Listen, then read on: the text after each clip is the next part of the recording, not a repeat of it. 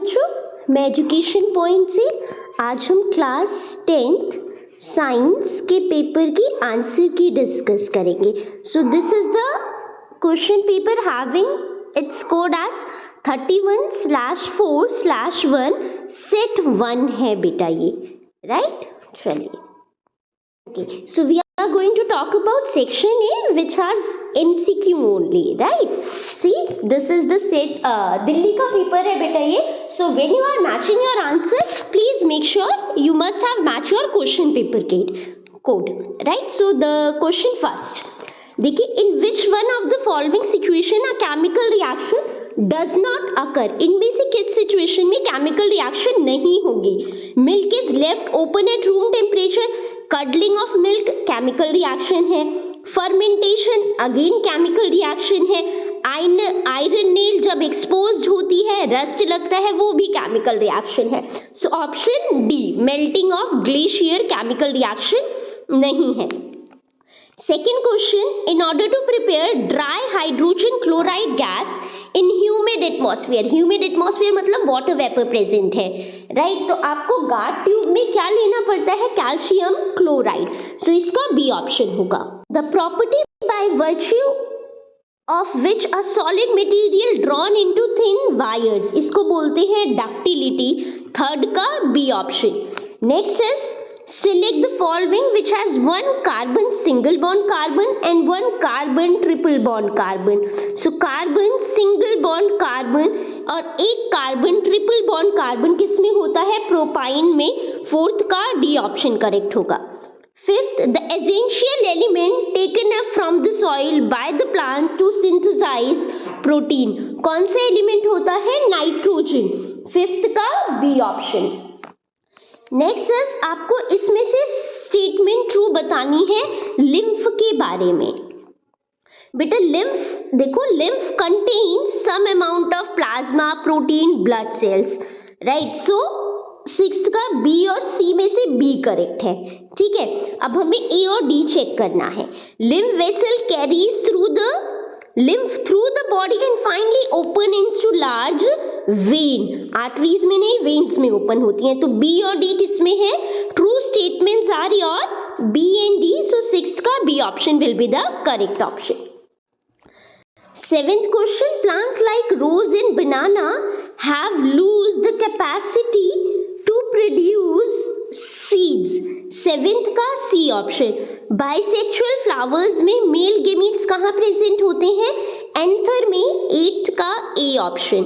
Next is अगर pure tall pea plant को cross किया जाता है ड्रॉप प्लांट से, राइट? तो F1 में बेटा सारे के सारे टॉल आते हैं, राइट? सो ओके, इसमें देखो ए तो सभी का टॉल है. Next is when we talk about F2 में क्या रेशियो आती है? F2 में 3:1 है. मतलब अगर टॉल पी प्लांट्स पूछे गए हैं तो 3/4 मतलब 75%. सो 175. नाइन्थ का सी ऑप्शन करेक्ट ऑप्शन होगा. क्वेश्चन नंबर 10, आपको मैग्निफिकेशन -1 ऑब्टेन करनी है using a lens of focal length 20 centimetre. जो आपका लेंस है उसकी फोकल लेंथ 20 सेंटीमीटर है. -1 मतलब इट सिंपली मीन्स कि हाइट ऑफ इमेज और हाइट ऑफ ऑब्जेक्ट बराबर होना चाहिए, बट इमेज कैसी होनी चाहिए? इन्वर्टेड होनी चाहिए, राइट? तो हमें डबल द फोकल लेंथ मतलब 40 सेंटीमीटर पे रखना होगा, राइट? तो 10th का सी ऑप्शन. नेक्स्ट है, एक ऑप्टिकल डिवाइस को obliquely in the path of narrow parallel beam of light. ये थोड़ा ट्रिकी क्वेश्चन था स्लैब और प्रिज्म में, right? If the emergent beam get displaced laterally, emergent beam lateral displacement हो रहा है, सो डिवाइस क्या होगा?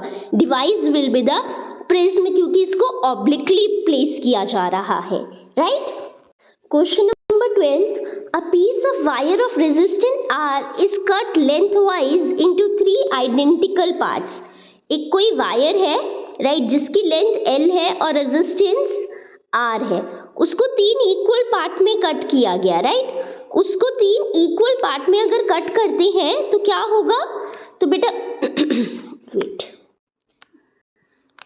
ओके, तो लेंथ L/3 हो जाएगी, राइट। अगर लेंथ L/3 होगी तो रेजिस्टेंस भी तीनों का क्या हो जाएगा, R/3।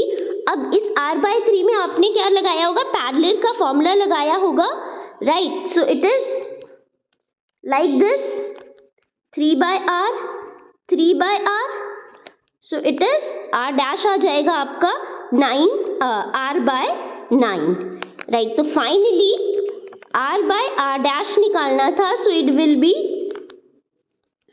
9। सो ऑप्शन 12 का डी करेक्ट होगा।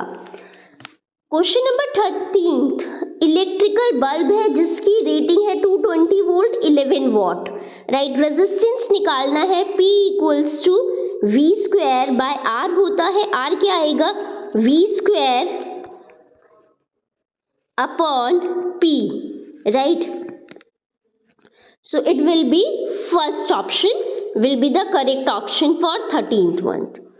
14th का आपको मिनिमम आइडेंटिकल बल्ब्स बताने हैं जिनका वोल्टेज 4 वोल्ट हो और पावर 6 वोल्ट हो, राइट। अगर उनको हमने सीरीज में कनेक्ट किया है तो इसका 240/4 that means 60 bulb. So 14th का सी ऑप्शन करेक्ट होगा। अब देखो इस फूड चेन में आपको मोस्ट एफिशिएंट फूड चेन बतानी है इन टर्म्स ऑफ एनर्जी, जिसमें जितने कम ट्रॉफिक लेवल होते हैं उसमें एनर्जी ट्रांसफर उतना ज़्यादा होता है, right. So loss of energy less होगा, so C option correct option होगा 15th का। Next question, which one of the following gets biomagnified at different level in the food chain, so it is your DTT, 16th का C option. Assertion reason 17 से start करते हैं, okay. 17th assertion है oxygen की reach different part of the animals body, easily word use कर दिया गया है। लार्ज एनिमल में इजीली नहीं रीच कर सकती, right. So this is the incorrect और ये करेक्ट है, पिगमेंट्स की हेल्प लेनी पड़ती है, ठीक है। सो डी ऑप्शन होगा 17th का। Next question number 18, nitric acid is diluted by adding water slowly to acid. Acid में कभी भी पानी ऐड नहीं करते, तो देखो जैसे ही असर्शन गलत है तो ऑप्शन डी होगा। एक बार चेक कर लेते हैं रीजन को। Concentrated nitric acid is easily soluble in water, exactly it is easily soluble होता है। क्वेश्चन नंबर 19, रेप्टाइल्स में temperature at which fertilize eggs are kept decide the sex of the offspring, correct है। अच्छा, इससे ये समझ में आता है कि सेक्स रेप्टाइल्स में जेनेटिकली डिटरमाइन नहीं है, राइट। तो असर्शन करेक्ट, रीजन करेक्ट और करेक्ट एक्सप्लेनेशन भी है, so option B, right. Some word की वजह से ही ये सही है, right. Okay, so when ciliary muscles contract, eye lens become thick, right? Again, assertion गलत हो गया, so ciliary muscles control the power of the eye lens. So option will be D option. So you can match your MCQ, right? And you can, if you like this video, right, you can subscribe to our channel for the further notifications or for getting further video. Thank you for watching.